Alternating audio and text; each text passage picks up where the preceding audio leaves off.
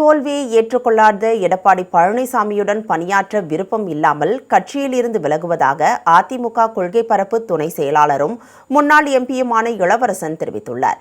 திருச்சியில் செய்தியாளர்களை சந்தித்த அவர் அதிமுகவின் தொடர் தோல்விக்கு எடப்பாடி பழனிசாமியின் பிடிவாதமே காரணம் என்று கூறினார்.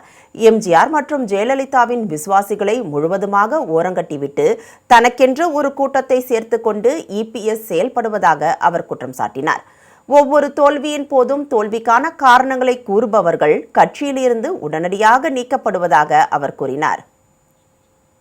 நடந்து முடிந்த சட்டமன்ற தேர்தலில் நண்பர்களே 101 இடங்களில் அதிமுக டெபாசிட்டை இழந்திருக்கிறது. 36 இடங்களுக்கு மேல் 3வது இடம் 4வது இடங்களை பெற்றிருக்கிறது.